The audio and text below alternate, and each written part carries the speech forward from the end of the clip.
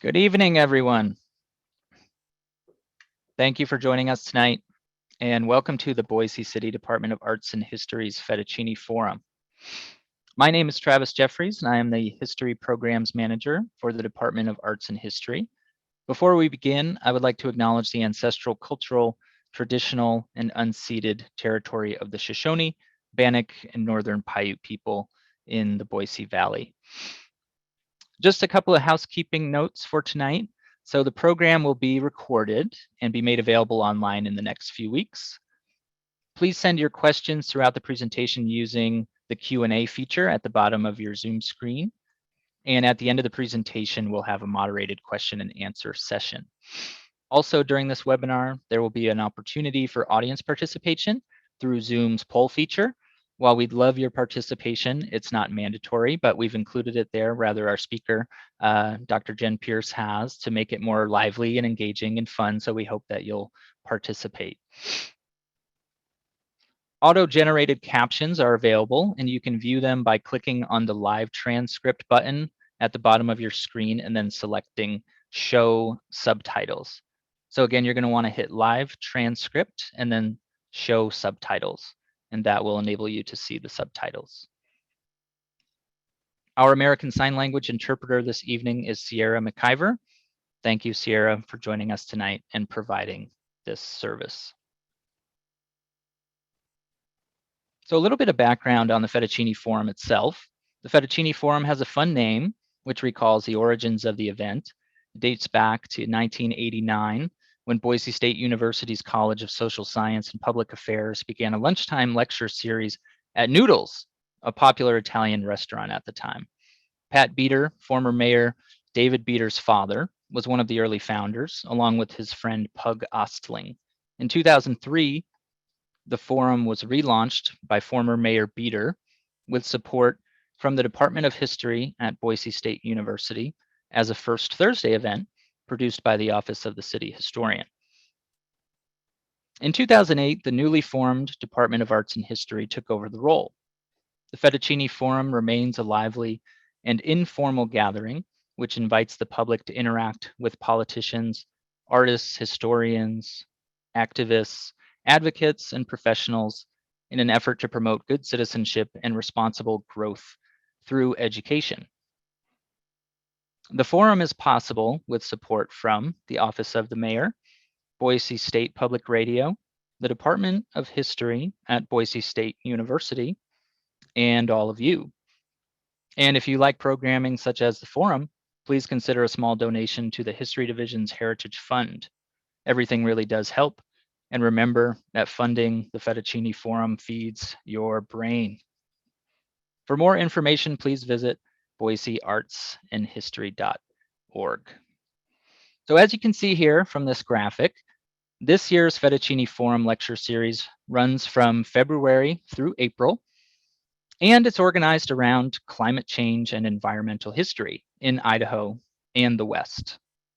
The city of Boise is committed to taking action to address climate change and be carbon neutral by 2050. To get there, we invite you to learn more about the city's climate action roadmap at cityofboise.org/climate. I now have the pleasure of introducing our speaker tonight, Dr. Jen Pierce. Dr. Pierce is a professor at Boise State University in the Department of Geosciences, where she has been since 2005. Her research and professional interests include wildfires and landscape response, soils and carbon storage, climate science education and outreach, and building diverse leadership in geoscience. Dr. Pierce grew up in Colorado and Wyoming and received her undergraduate degree from the Colorado College, her master's degree from the University of Oregon, and her PhD from the University of New Mexico. And she currently serves on the board of directors for the Friends of the Teton River. Dr. Pierce received the 2018 Boise State College of Arts and Science Faculty Excellence Award, is the founder of the Idaho Climate Literacy Education, Engagement, and Research Network, or i-CLEER, and was named a Geological Society of America Fellow in 2020. When she's not working, she enjoys mountain biking, backcountry skiing, playing music, and exploring the outdoors with her family and dogs.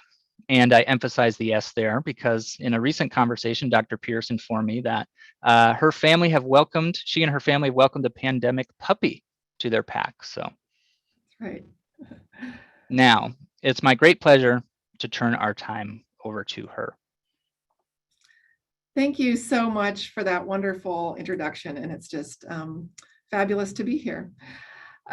So the title of my talk is Fires, Floods, and Melting Ice. Can't we talk about something nice? So I'm going to go through the fires and floods and the something nice in this talk, and I'm really looking forward to it. I wanted to start with a cartoon that one of my colleagues shared from the New Yorker that says, "Don't overthink it. Any wish that's not about reversing climate change is pretty pointless anyhow." And this is from a kid's birthday party. So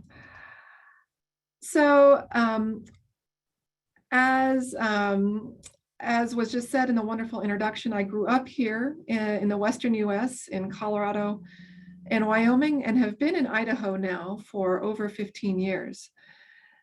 This shows some photos of me doing what I love, backcountry skiing, spending time outside.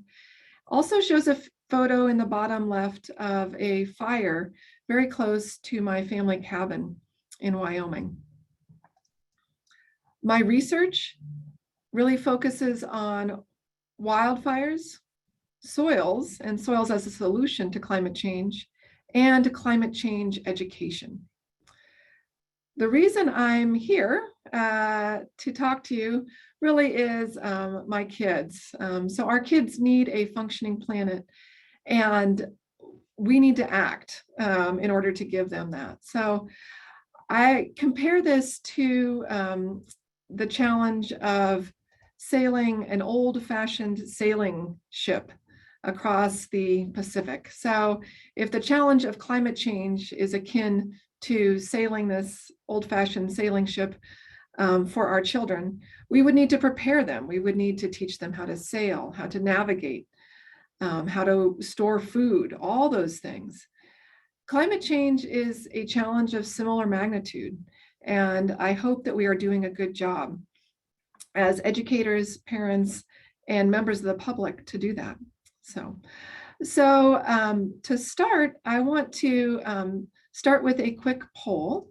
And so I'm launching that right now. And this is kind of Idaho centric. So if you're joining us from outside of Idaho, I apologize.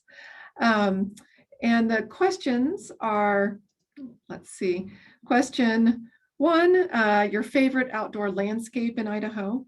And if I don't have it listed there, please enter it into the chat. So that's your first kind of fun question. We've got the Sawtooth Mountains, Northern Idaho Lakes, Boise foothills, desert landscapes, McCall. So, and I actually didn't put my favorite area on there. So let me know what you think.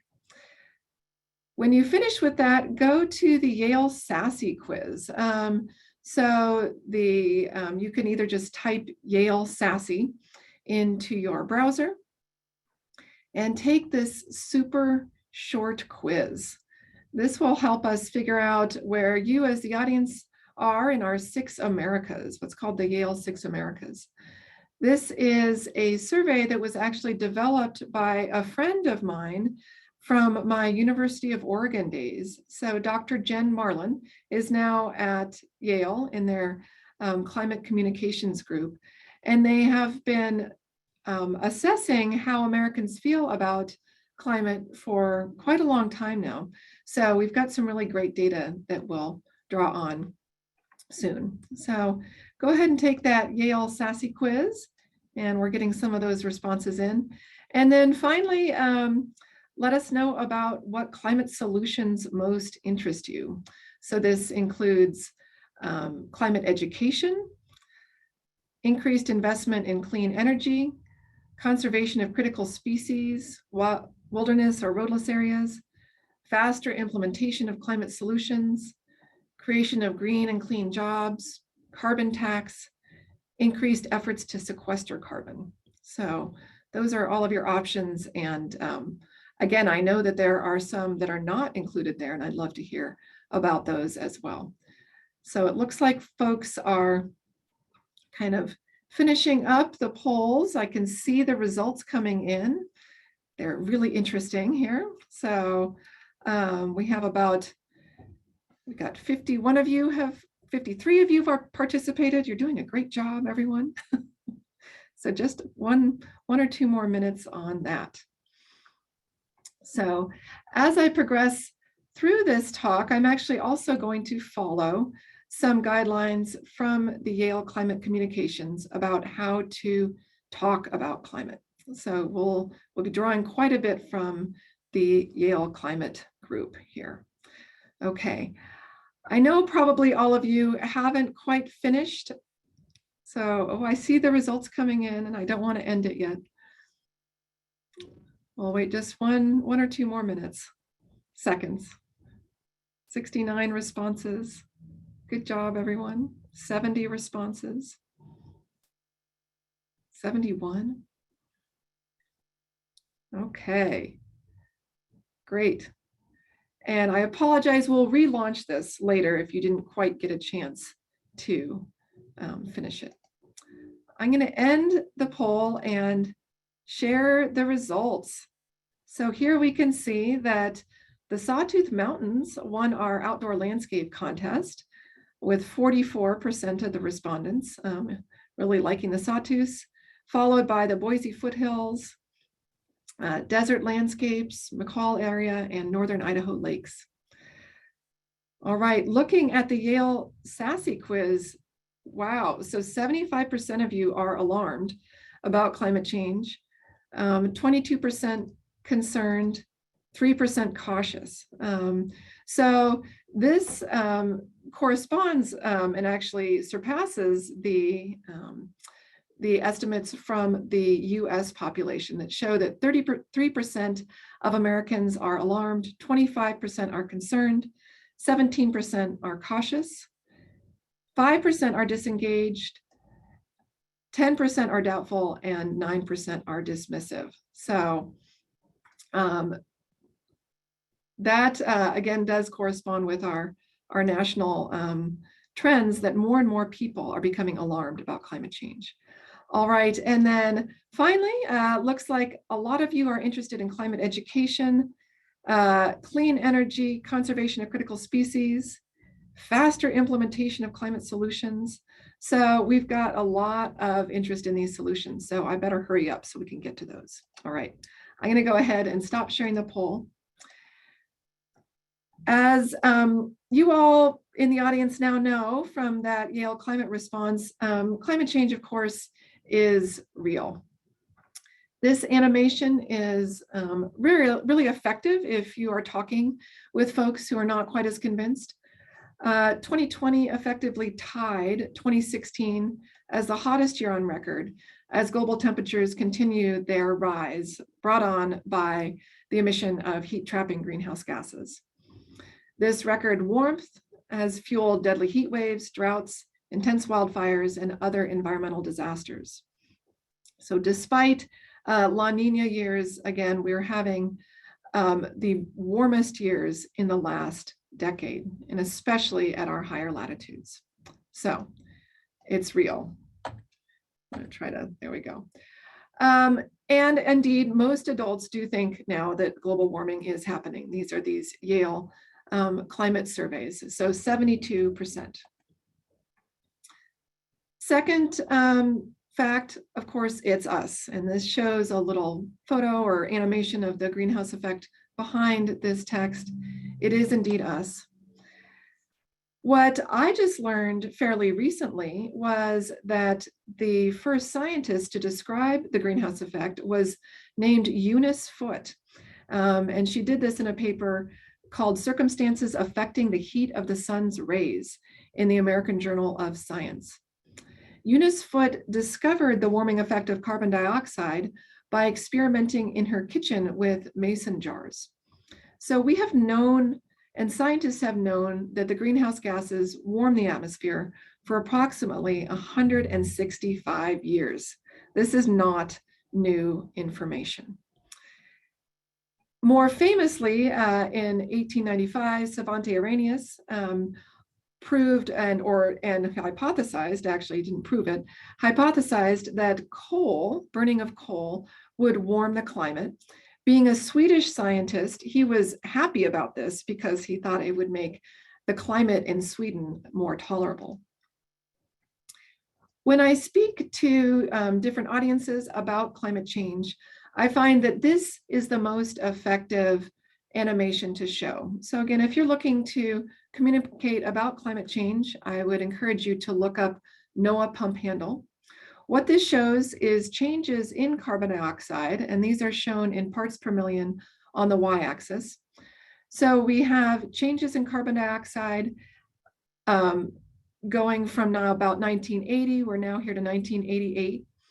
And the locations of where those atmospheric carbon dioxide levels are measured. So here you can see the blue dot is always Antarctica, the red dot is always Hawaii. So those are our longer term records. And as we progress through time, we have more and more recording stations shown in the graph on the left. You also see distinctly the two trends in changes in atmospheric carbon dioxide. You see the overall increase in atmospheric CO2 in blue, and you see the seasonal variations in carbon dioxide, kind of the breathing of the earth as plants in the northern hemisphere, where we have more land mass, absorb carbon dioxide into their leaves in the spring, and atmospheric CO2 goes down. And in the fall, when those leaves fall off the trees and decay, that re-releases that carbon dioxide to the atmosphere. So those are the two trends you see. In a minute here, we're going to start to see Ernest Keeling's data that extends this record further back in time. We recently hit a landmark of 420 parts per million atmospheric CO2 in 2022. 420 parts per million atmospheric CO2. Now, this green line extends the record back. This is Ernest Keeling's groundbreaking data. Indeed, this is called the Keeling curve after him. He documented that these increases in CO2 were indeed happening. Now, hold on to your hats because we're going back quickly in time. 1400 AD, 1000 AD, 800 AD. Now we see that our pre-industrial amounts of CO2 are about 278 parts per million, and these are reconstructed from ice core records.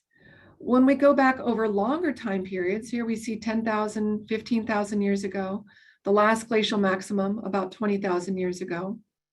We can see that ice age atmospheric concentrations of CO2 are about 185 parts per million. These are reconstructed from tiny bubbles in the ice core. Tiny bubbles in the ice core. Let us know how atmospheric carbon dioxide has changed over time. So here then you can see this complete record showing very conclusively that our recent increases in atmospheric CO2 are not part of a natural cycle. So again, this often does convince folks who think that perhaps this is a natural cycle that, wow, no, we are indeed not in a natural cycle. NOAA pump handle, check it out. Despite that, of course, we have less consensus. This is again our Yale climate opinion maps of adults who think global warming is caused by human activities. So our blue colors on this map show numbers below 50%.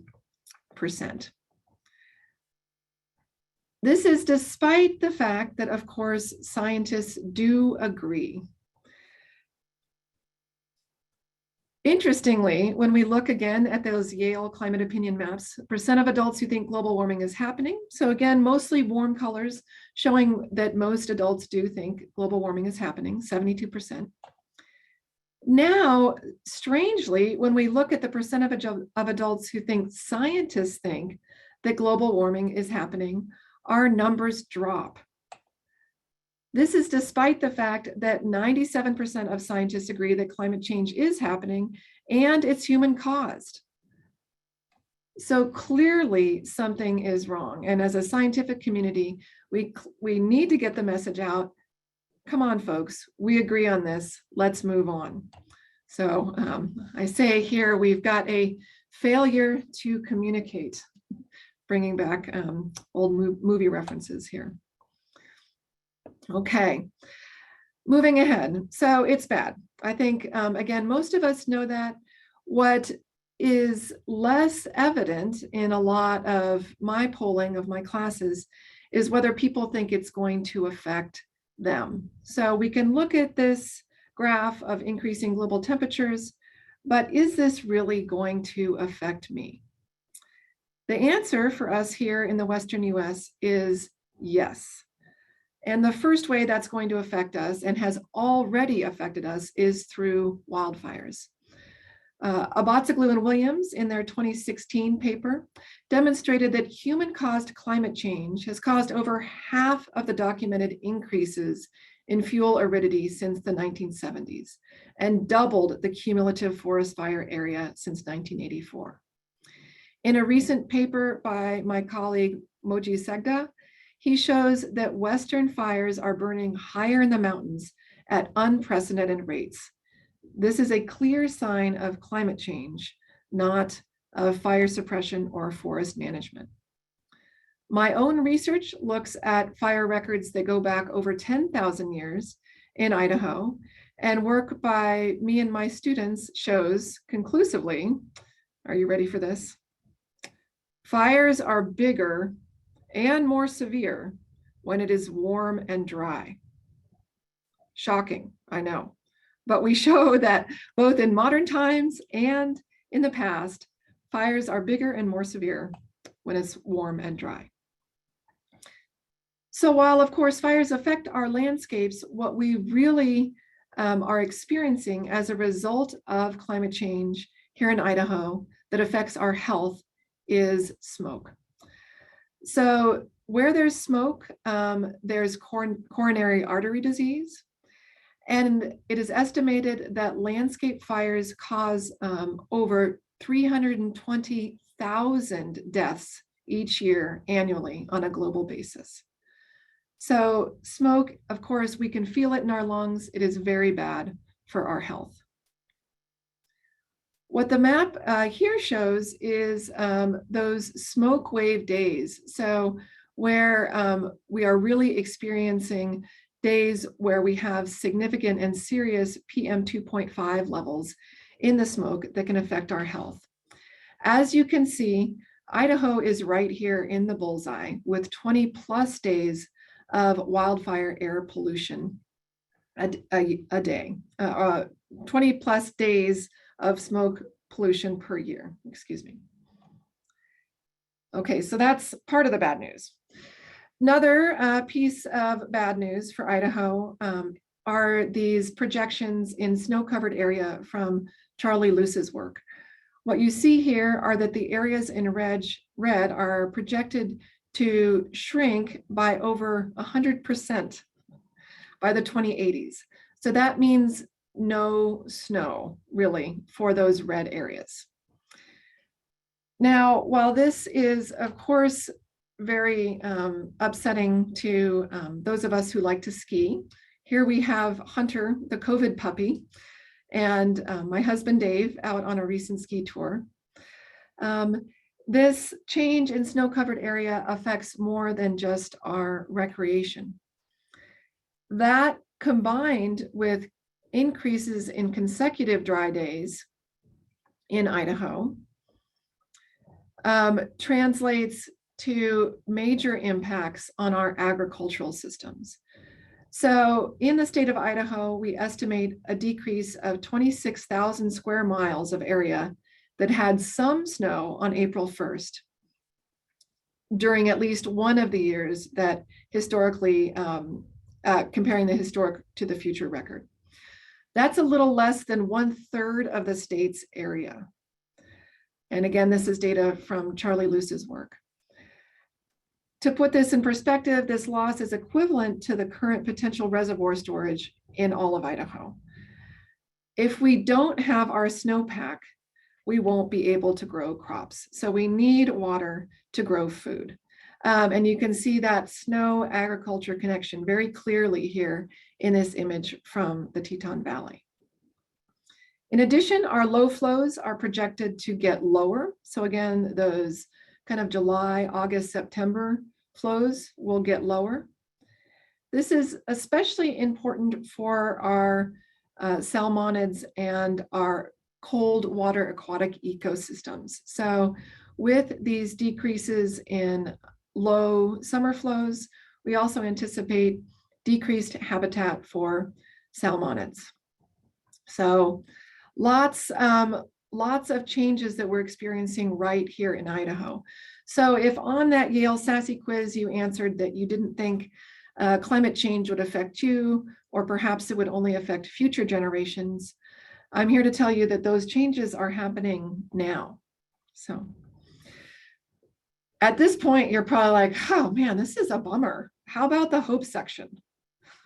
Let's go on to the hope section. All right, I'm with you. Let's do it, because there is a lot to be hopeful for.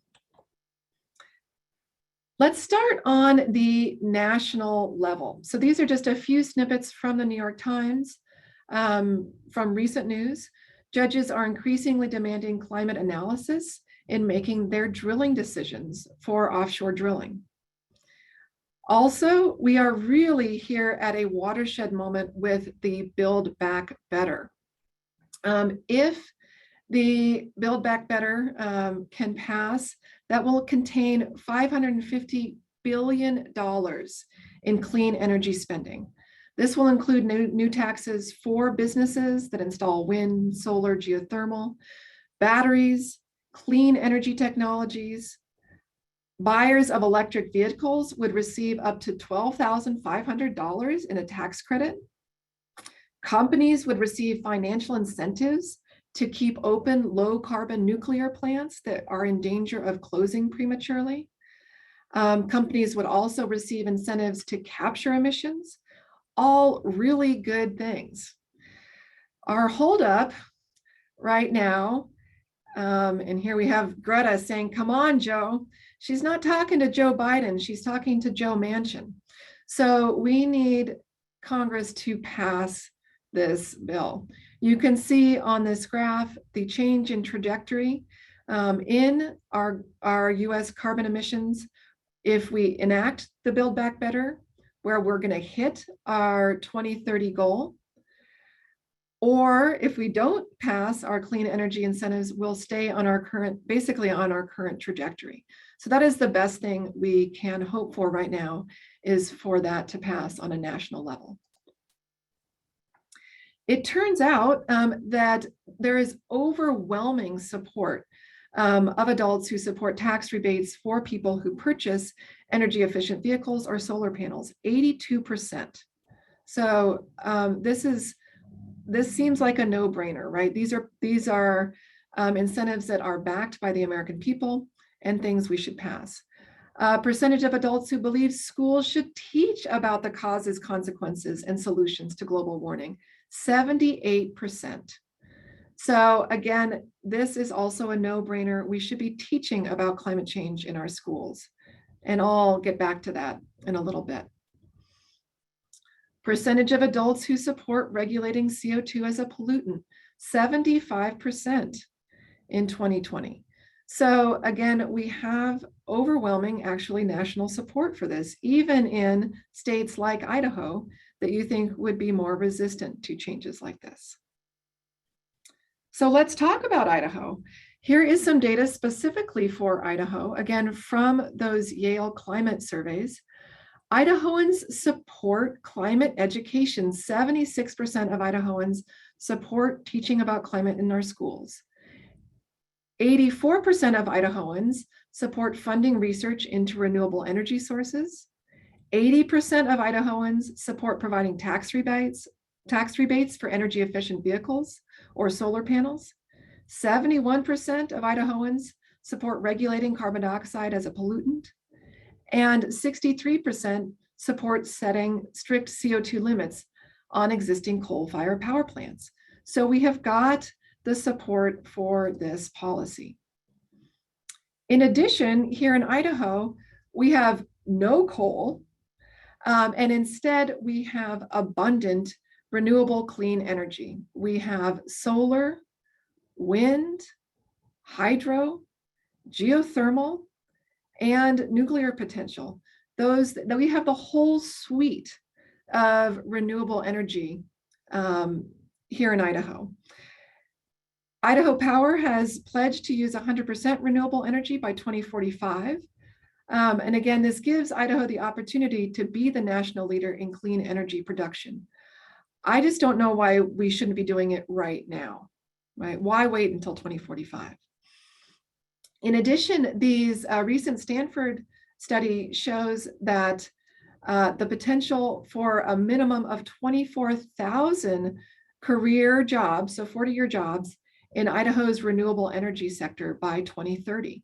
So this can provide both high-tech jobs and clean energy for the state of Idaho. Again, I think that's a no-brainer. Other areas of hope. This is actually a photo of a moose right outside our place in eastern Idaho. The wild areas in the state of Idaho provide increasingly important habitat for salmonids and other species. We have got such a great resource in our wildlands, our Forest Service lands, our BLM rangelands that provides resilience for those species to adapt to climate change.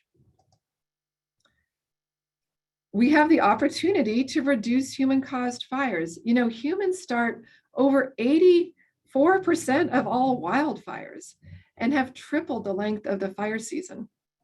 I have a little image here, a cartoon that says New Year's resolution, seek help for my pyromania, that's burned up.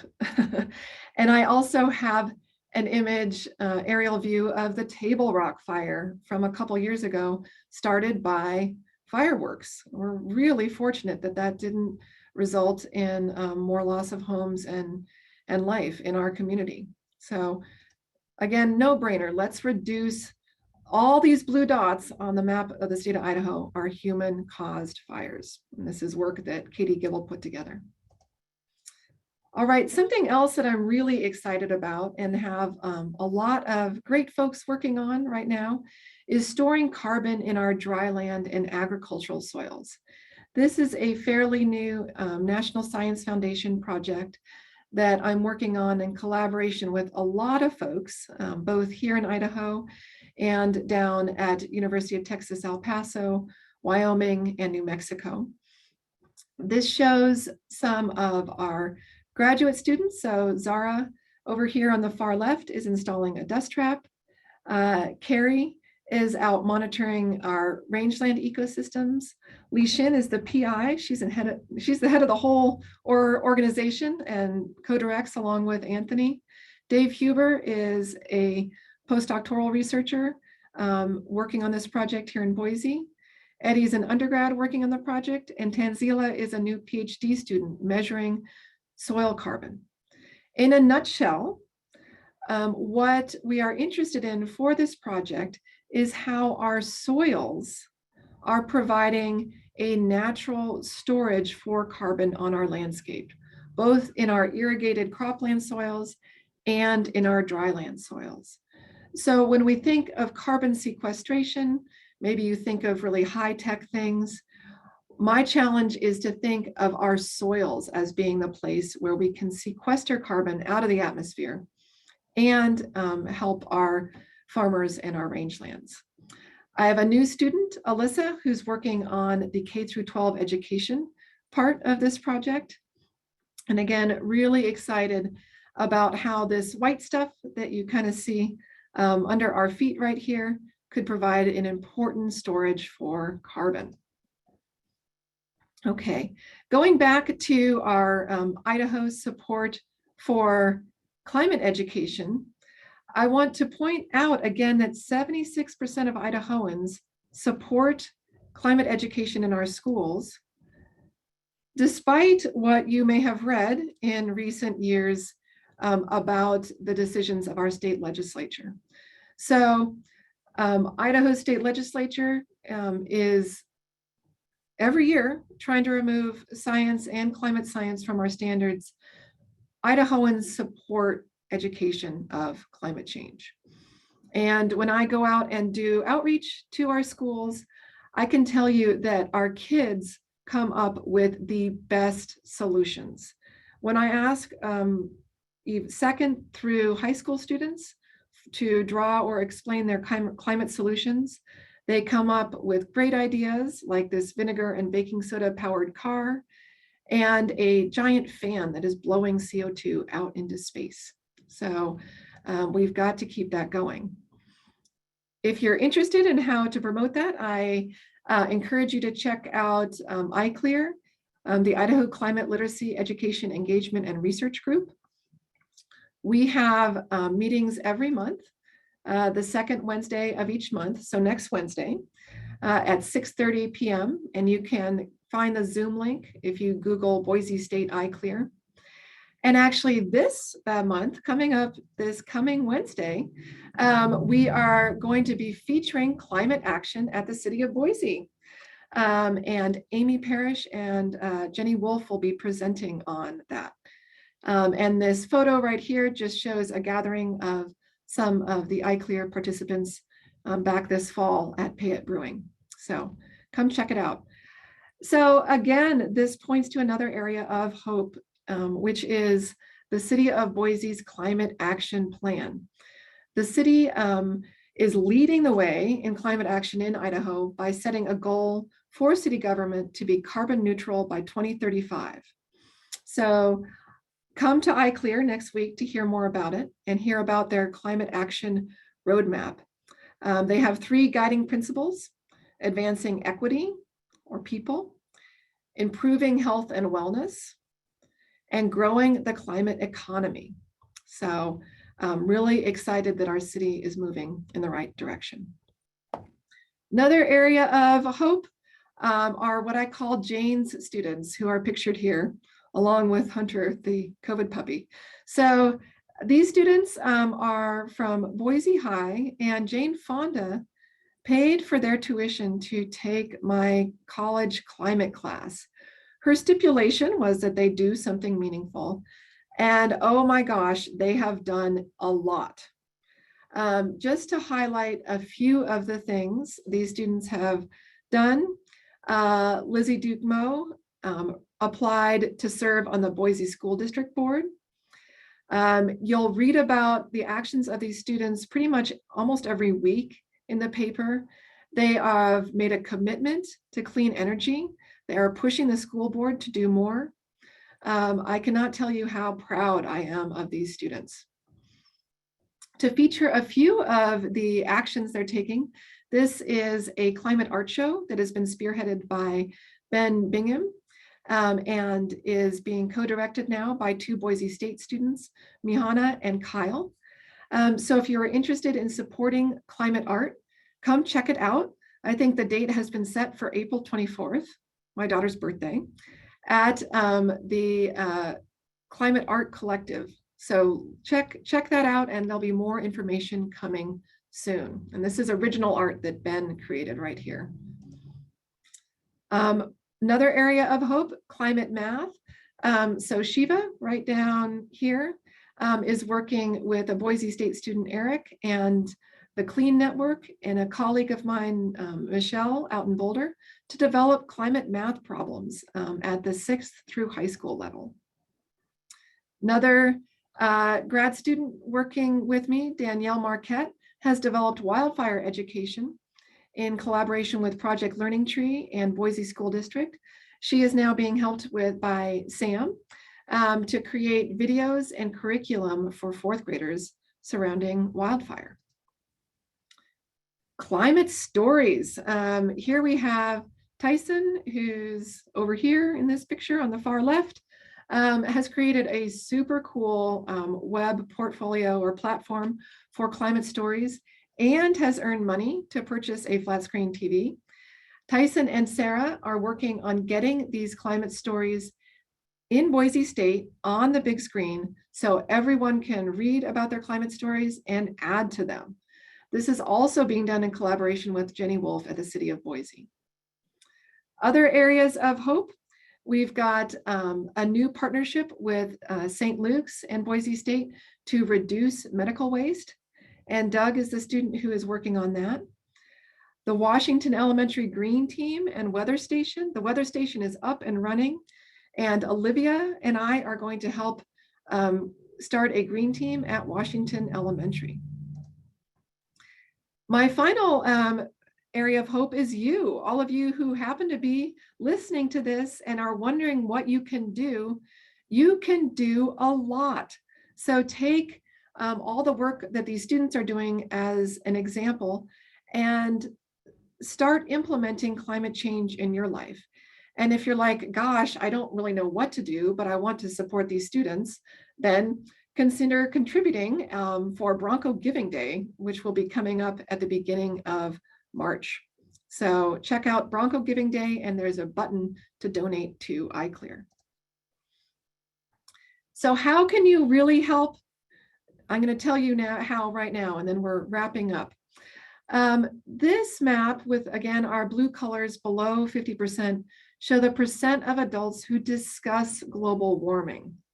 And here, sadly, we're seeing that most people don't talk about it. What about Idahoans? Only 36% discuss global warming, at least occasionally, and only 27% hear about global warming in the media. So the number one thing you can do, and this is supported by Catherine Hayhoe's new book, is talk about it. So bring up climate change, talk about solutions, talk about how you might get engaged, talk about this really funny and disturbing cartoon shown down here in the bottom right, showing a firestorm and the parents saying, "Get your bathing suits, kids. We're going to the beach. It's only a mild Category 3 firestorm. Such a lovely summer day." And this says weather in 2030, right? We don't want this cartoon to be a reality. We want to build on the action that is already going on here in our community. But let's not leave it to the high school students and the college students, okay? This is not their burden to shoulder. This is something for all of us to take on. So with that, I'm going to go ahead and pause and take questions. So thank you so much. Well, thank you so much, Dr. Pierce. I could imagine, since this is a webinar, we don't have the luxury of being able to hear our 105 participants currently, but if we could, I'm sure that the applause would be deafening, because personally, I know that it's usually the job of the person who introduces our speaker to hurl the superlatives on you, right? But honestly, that was one of the best talks I've heard in a long, long time, and I've heard a lot of talks. So, and I love the graphics. It was just so informative, and I love the emphasis on results, right? Sort of harnessing the power of research, but also turning that towards results, and then what can we do in the here and now.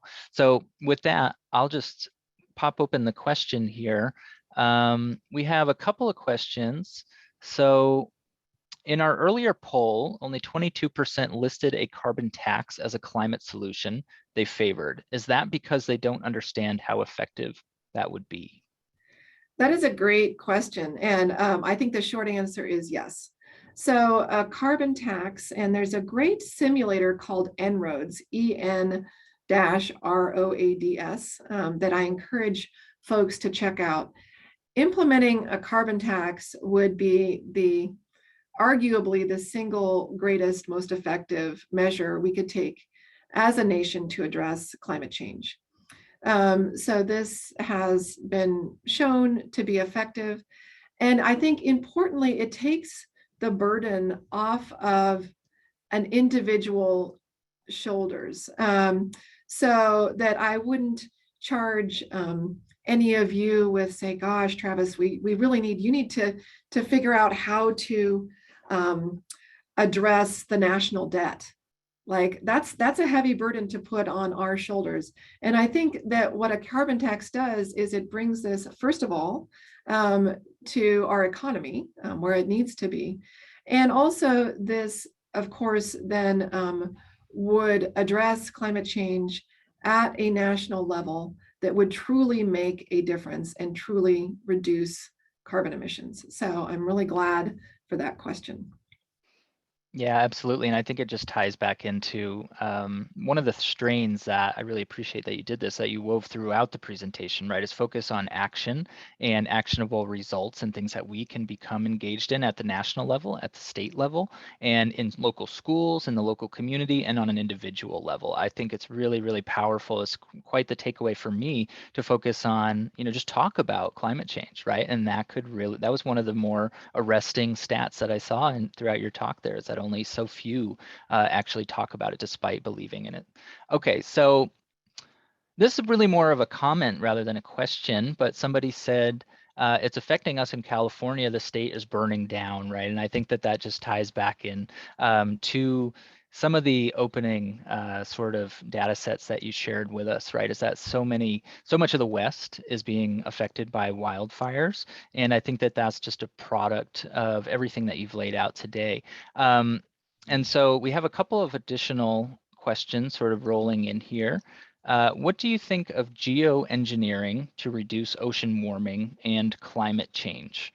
I worry that slowing or halting temperature change worldwide will still leave us with a drastically changed planet and take too long to achieve.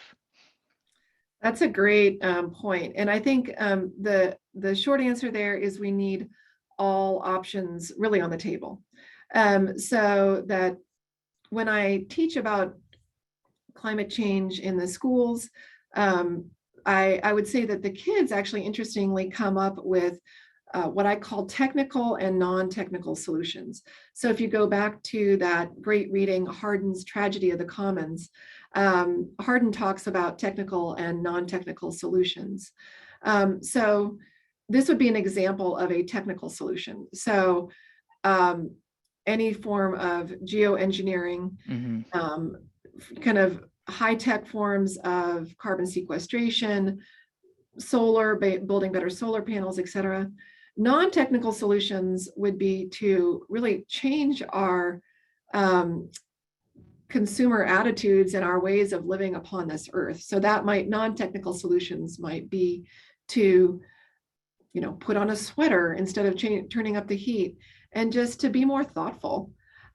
So in response to the question of geoengineering to reduce ocean warming, yes, and we have a really pretty good track record as human beings of messing things up when we try to solve them. So if you think about the cane toads in Australia and other examples. That's a good example, yeah. Yeah, so, but again, I think we need to have all options on the table. So thanks, Ethan, yeah. Oh, and thank you to the anonymous attendee. I don't know if everyone can see that, who put in the chat that link to the En-ROADS Climate Interactive. So I'd encourage everyone, go ahead and click on that and then play with it later. What you can do in En-ROADS is you can actually move the levers and see for yourself, okay, what would happen if we, got completely rid of all subsidies for fossil fuels like we're doing now. And so it lets you, and this is a data-based operation, so developed by MIT scientists, so it must be good, to show us actually how we can take measures to reduce climate change. And I can bring it up on my screen as well. So, would you like to do that now? Yeah, I can try to do that. Just a second. We have about 10 more minutes, and there are more questions, and I think that we'll be able to get to them all if you want to share that briefly. Yeah. Let's open En-ROADS Climate Interactive, and let me go ahead and share that again for everyone. Okay, can you see the En-ROADS screen? Yes. I can see it. Yeah. Okay, great. Thank you. So this, you can go to this, open the En-ROADS simulator. And there are some great folks in the community, Katie, others who are trained in how to teach these classes. So if you'd like to go over this in your class, you can do that. So for example, let's crank down coal and really tax coal and oil. So again, this is again our carbon tax. You can see how that moves us from our baseline greenhouse gas emissions to what we're calling our current scenario here. Let's add to that, let's electrify our buildings and our transport to incentivize those. We can, and on each of these, actually, it's really cool. You can click on this and you can get a lot more information about what each of these actually means and where the data comes from. So yeah, really cool tool to check out. Alrighty. So there's a lot of really good questions here. There's a couple of questions that focus on sort of like meat production and also methane production. And I think maybe we could sort of combine those two, right? Does your research, I know it focuses more on fires and soil, and particularly, you know, carbon sequestration in soils, but what's the, I guess maybe a 30,000 foot overview of sort of the role that methane might play, and if that is any interest to you or your colleagues, and how your own research and approaches to solving climate problems might factor in. Absolutely. And actually, one of Jane's students focused on this for her project. So beef and cheese really are, in terms of your personal food footprint, are by far the largest contributors to your kind of personal footprint. And that is in large part because of methane production. What I'm excited about and would love to see more studies into and investment into in Idaho is that here in Idaho, our dairies and our stockyards along the Snake River Plain are concentrated. So anyone who's driven from Boise east through, you know, Kimberly area, Twin Falls, you'll smell this, the smell of money, right? The beef industry and dairy industry. Right now, that waste, then manure, is in large part, some of it's being turned into compost, but if that waste were put into methane digesters, then a lot of that methane that is generated by the beef and dairy industry could be captured instead of going out into space. So that would be one way to, in Idaho, to really reduce the footprint from the beef industry. This is something that would be feasible. Of course, our farmers and ranchers would need some help to financial help to build those, but I think that's something we should absolutely look into. I think the other thing there is that, again, those agricultural lands can be a storage for carbon. So the solution is not to, I don't think, to get rid of our agricultural lands, is to support our farmers and ranchers to do a better job. And there's a lot of interest already in biodynamic farming, small scale farming. And every time that you go to the local farmers market and buy local beef, local lamb, local eggs, you are reducing your carbon footprint and supporting our local farmers. So I would highly encourage. Yeah. Yeah. Well, thank you so much. And we have about 5 more minutes, so we could probably entertain another 1 or 2. Does that sound okay to you? Yeah.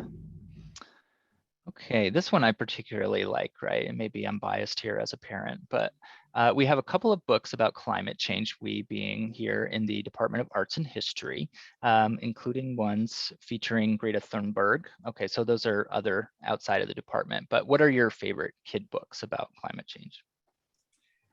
You know, that is a great question. And I don't, despite, teaching about climate change and having kids, I haven't read as many climate specific books with my kids, but what I Mhm. really enjoy reading with my kids are stories about nature. Right. And so I would say, whatever your kid is interested in now, let's say they're interested in polar bears, then obviously you can talk about the relationship between climate change and polar bears. If they're interested in Nintendo, you can talk about how technology, then show them En-ROADS if they're interested in Yeah. Nintendo, and let them look into the guts of how that works. So I'd say take what they like already and have that conversation about climate change. Yeah, that's such a great point too, because you also brought up, I thought it was a great point, the salmonids, right? And how people who love to fish, right, are going to be impacted by climate change. We're all going to be impacted on a large scale, right? But even sort of recreationally and the things that we do in our daily lives, like you like to ski and I like to fish, those could be impacted dramatically through climate change, right? And so we have to talk about solutions. And there's a couple of, maybe one more question. This is a good one here. Can you talk a little more about the mature adult related responsibilities for climate change issues? It seems that the default for older adults is to deflect it to younger generations for various reasons. And I think that's a great question.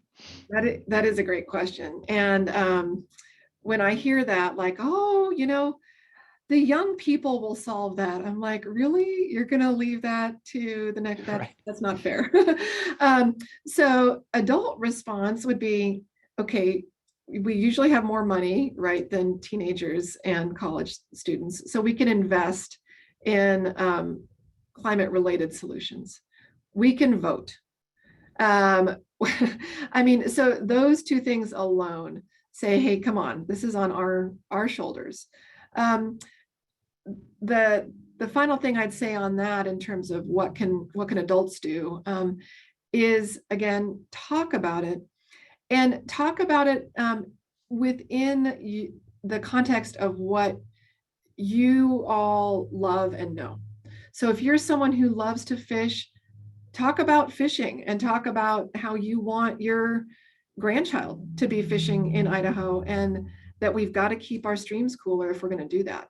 And so that's what I would say is every single person has something they can talk about with climate change, and it relates already to something you love. And those questions that I posed at the beginning about your favorite landscape, that was to get everyone to think about how does climate change affect your favorite landscape. So keep that in mind when you're having that climate conversation, and it will be an authentic and productive conversation. Yeah, such great advice. Well, I think that we're probably, we're just about at time here. So I'm going to just do a shameless plug for our next Fettuccine Forum, right? I want to thank Dr. Pierce for a wonderful talk, and I want to thank you all for attending tonight. And remember to join us on Thursday, March 3rd for the next production of the Fettuccine Forum, where Dr. Bradley Snow will present Idaho's Coeur d'Alenes and the promise and perils of industrial modernity on a Western resource frontier. And to register for next month's free Zoom event, please visit boiseartsandhistory.org. Again, thank you so much, Dr. Pierce. This was wonderful. I'm sure everybody thoroughly enjoyed it. I know I did, and I just want to say thank you. And thanks for being here, and thanks for doing the work that you do, and thanks, everyone. Thank you, Take care. Travis, and a huge thanks to Sierra. You are Thank amazing. you, Sierra. So thank you, Sierra. Thank you, Travis, and the city. This was really fun. Thanks, everyone. So long.